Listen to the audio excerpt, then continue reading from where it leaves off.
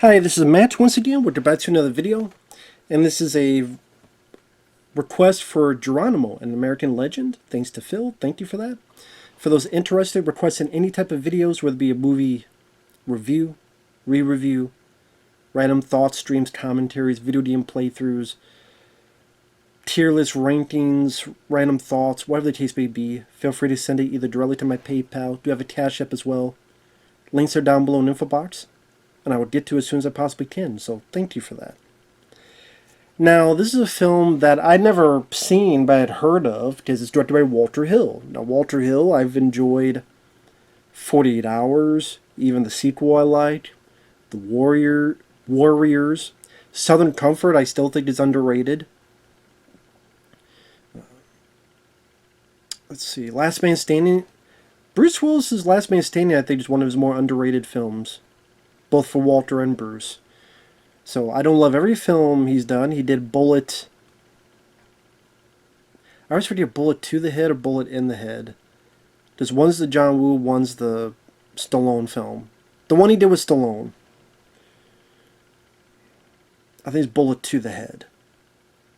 Didn't like that one. Thought that was disappointing. The one he did with Wesley Snipes, Undisputed, disappointing. I think the sequels are all better than that one. The one he did with what the hell was it? The Assignment, the one where it's like Michelle Rodriguez and it's a sex change operation forced on her, so she was like a guy that became a girl, whatever the fuck it was. That was, I don't know what the fuck that may be that was one of his worst, Walter Hill's. So I say that because I like Walter Hill as a director. I did not like this movie. So I've mentioned all the stuff I liked, and I didn't even mention all of Walter Hill's movies. What he did, Brewster's Millions with Richard Pryor. I liked that one for what it is. This one, I honestly thought was very boring. I thought it was very tedious. And I'm kind of sitting there going, why do I feel this way? Because it's not badly shot.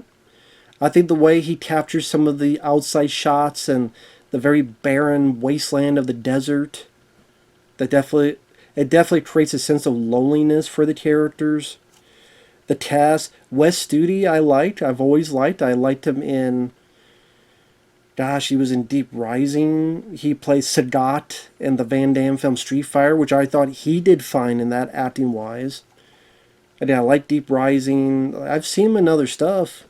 I think he was in Heat, I believe, with Michael Mann's film. I think he was. Yeah, I always liked him as an actor. Cool, he's playing Geronimo. Okay. Yeah, Jason Patrick, which I'm not huge on, although I liked him in The Lost Boys. He does fine in the film Narc. Just never been a huge Jason Patrick guy. But you got Gene Hackman, may he rest in peace. You got Robert Duvall. You have Matt Damon, a very young Matt Damon. This is before Good Will Hunting and all that stuff. So definitely some recognizable people here. I think what it is, it's called Geronimo. Yet after watching this film, I still don't know jack shit about Geronimo. As a person, as a character, because Wes Studi, it feels like he's barely in this. Now I know that's not true, but because it's told mostly from the soldier's perspective, which I thought was weird. Like, this is a story about Geronimo. It's about him. Why is the story not told from his fucking point of view? His eyes, what he's going through.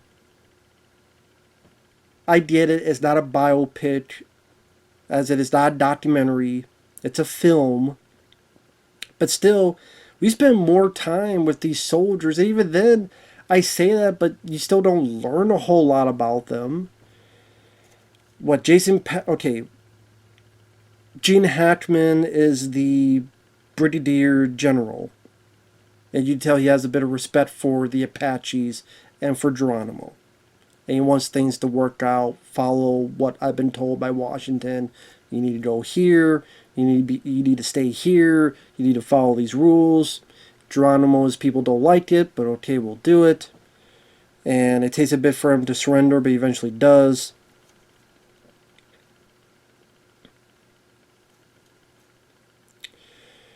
Robert Duvall is this guy who was known for tracking and hunting Native Americans.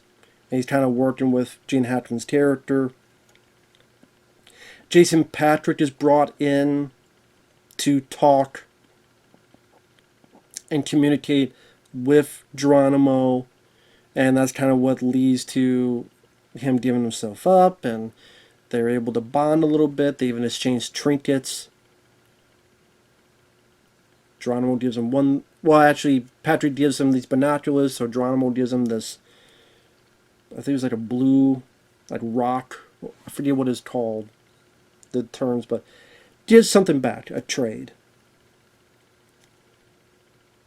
Then it's... Some assholes go in, cause a ruckus, because Native Americans are just doing their own religious beliefs. They shoot some of them, they shoot back, they escape, and then it's just kind of a series of events where Geronimo will come in and attack people, or the soldiers will find some Native Americans and shoot them, or I think it's Robert Duvall's character brings his horse down and aims, and or is it Jason Patric? I know each of them have their moments of going up against some of these random Native Americans. And that's kind of what it is. Just these kind of random pieces of a little bit of action here, a little bit of action there, a little bit of action there. And you'll hear Matt Damon narrating about the West and about the Apaches and about, by the end of it, how he is ashamed of how the Native Americans were treated and how he needed to resign because we were supposed to be holding our beliefs and we're supposed to honor our word, but we didn't. So I think as he puts it, I forget his terminology, but he's pissed off about the whole thing. He's like, this bullshit. He doesn't say it that way, but that's pretty much the gist of it.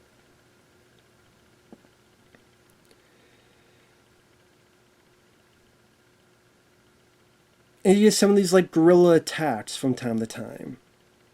And like a chunk of the movie is just that.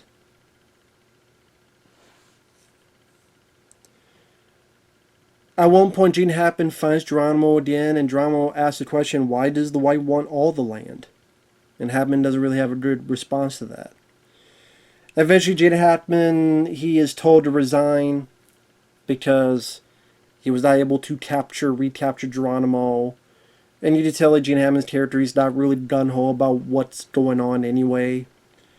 So he leaves the film, and Kevin Teague, who was in the original Roadhouse, he comes in at the replacement.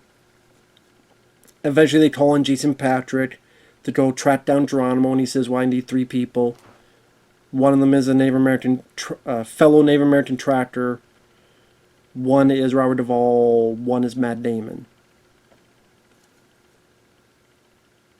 They come across this village that's been destroyed by the scalp hunters. They find this tavern, this bar where the scalp hunters are there. There's a bit of a shootout. Spoiler alert, Robert Duvall gets killed. Which apparently he didn't know he was supposed to die. I guess originally when he read the script and when he signed on, his character lived. But then like during the filming, he was supposed to die, and he's like, well, if I knew I was going to die, I would not have done the film because I just died like 9 times so far. I don't want to be known as the guy that gets killed in the movies. So he doesn't want to be like Sean Bean.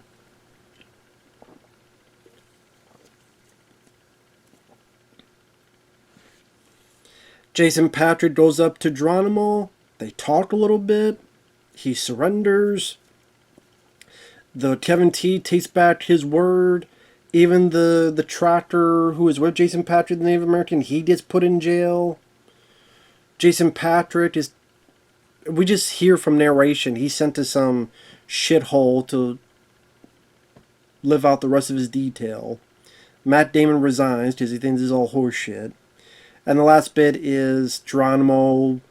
Just some people are pissed off in the American tractor and blah blah blah. And Geronimo going, "Hey, let's not turn on each other. Let's stick together." That pretty much touches that. I think it was Florida or wherever. He never, the army, the military broke their promise, and they never got back what they were supposed to. They were never given what they were supposed to. They were fucked over, and there you go. As we see the train go off to the distance. So happy ending, right?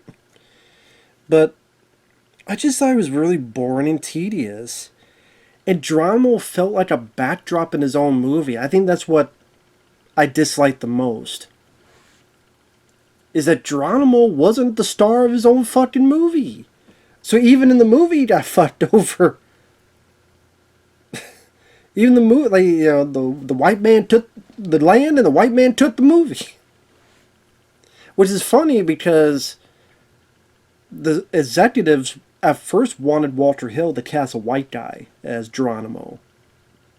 At least that's what Walter Hill says. That's like, no, I'm like, sadly I believe it because these, you know, executives are assholes. Racist too. It's just that with this cast, Gene Hackman and Robert Duvall do what they can. They're solid, accomplished actors. May they both rest in peace. It's Robert Duvall and Gene Hackman. I mean, it's nice to see them work together, be in the same frame. Those were nice scenes to witness. Jason Patrick is okay, but I would have preferred someone else. Matt Damon, he's fine. You know, definitely early in his career. The narration is strictly from him. Like I said, some of the backdrops of the West and the desert look nice. Nicely photographed. But then again, we don't really get to know anything about Geronimo. Not his backstory, not his tactics. If he had tactics. His plan of action.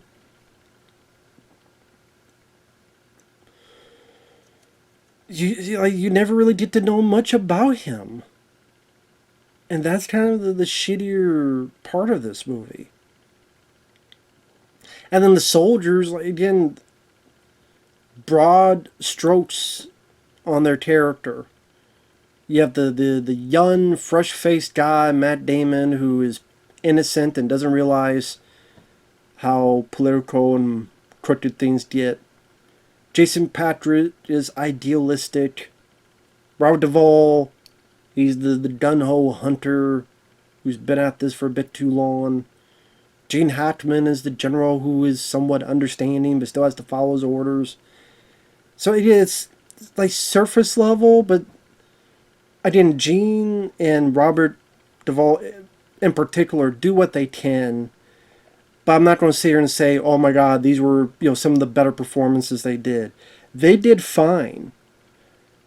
It's not because of them. It's because the way it's scripted, the way the story's written, wasn't that deep.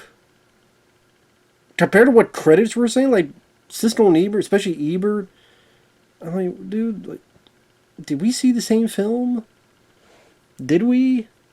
I don't think it was as deep as you're making it out to be. Maybe it's just me, but again, when you watch this film, is it just me? Like, Geronimo's barely in it? I mean, he's not barely in it, but sometimes it feels that way. Because there are many times where it's like we're with the soldiers, and soldiers doing this, soldiers doing that, then they're doing this, and now we got Geronimo part of a guerrilla attack, then they're back to the soldiers. I'm like, well, I don't know, man. I just see why this film bombed. This film did not do well at all.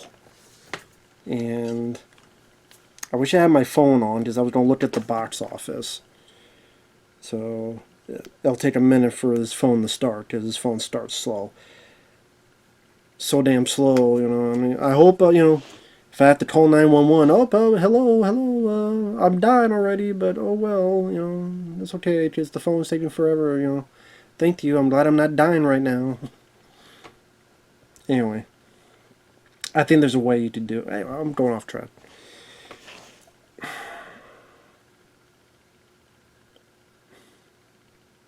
And yeah, I don't know what it was. It just.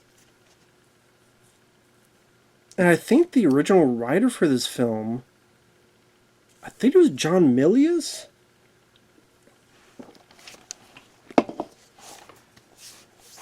But I don't know how much of his script was intact by the time this got made. Just strips they get rewritten, they get, turned around and all sorts of stuff. But I know I should have done this before I turned on the camera. I know.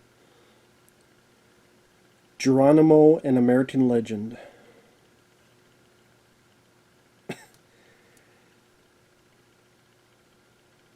Animal, an American Legend. Yep, that's exactly what I said. That's funny. Let's play this game then. Okay. Geronimo, an American Legend.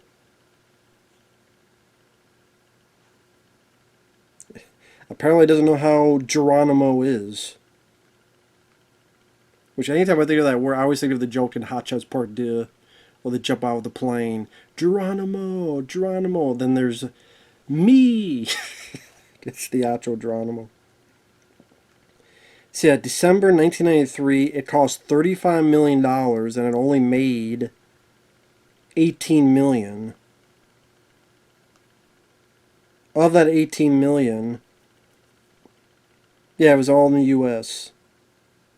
So $18 million it made on a $35 million budget. Yes, this is John Milius and also Larry Gross. Walter Hill had a development deal at Caracol. They approached him wanting to make a Western that focused on an Indian, and Walter Hill was enthusiastic. At first he was going to do Crazy Horse, but eventually Geronimo was selected. John Milius wrote a draft, worked on in 1989.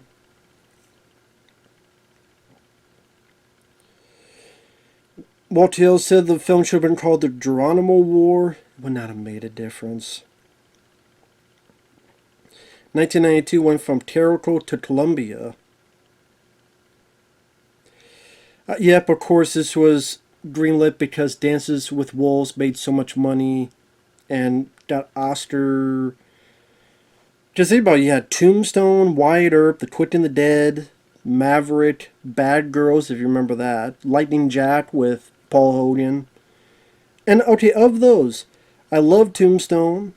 That'll be a review coming sometime for Joe. Wyatt Earp, I could not get into. The Quick and the Dead, I liked. I just don't think Sharon Stone should have been cast. I think it should have been someone else. Maverick, I liked. Lightning Jack, I remember not minding. Goofy fun. Columbia wanted strip changes. Geronimo's early... Okay, Milius' screenplay was more inclusive of Geronimo's early years. He had it rewritten by himself and Larry Gross.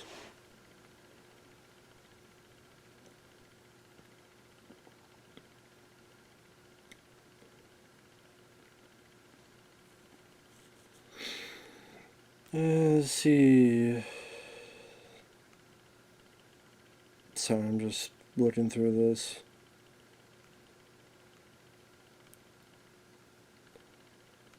Oh, I know. It's not exciting. I know. It should have been called the Geronimo War. It says much about the army as is Geronimo. That came out of my reading of historical accounts and realizing that so much of what we think we know about the Native American campaigns is wrong. The army is generally depicted as the enemy of the Apache, but in many cases the people who were most sympathetic to their plight were those soldiers. Well, I mean, okay, that's fine and dandy, but should we also concentrate a bit on Geronimo himself? So apparently there was a made-for-TV movie on Ted Turner's movie channel at the same time. Which What was this one called?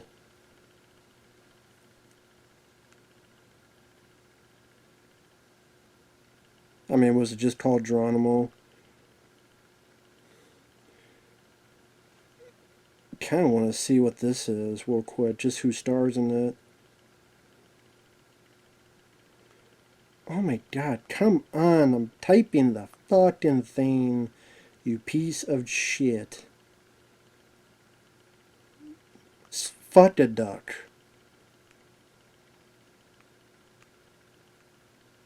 Can't.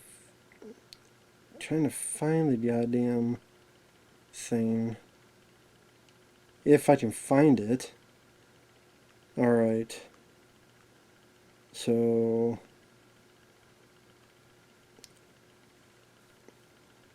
Joseph Running Fox is Geronimo.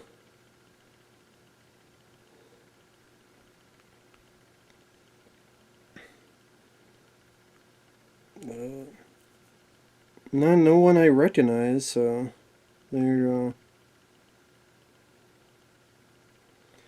Because I know that's one thing also that Walter Hill says, that a reason the film bombed was because of the TV movie. Let me tell you something. No, it's not. Most people don't even know that fucking TV movie exists. That's number one. Number two, to be honest, at Christmas time, I don't think a lot of people wanted to see Geronimo's story. I know you don't say, well, what about fucking, Dance with Wolves? Well, Dance with Wolves or Dance with Wolves. That's not going to work every single time. Anyway.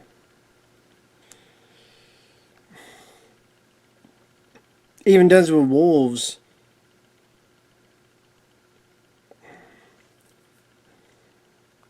I don't know.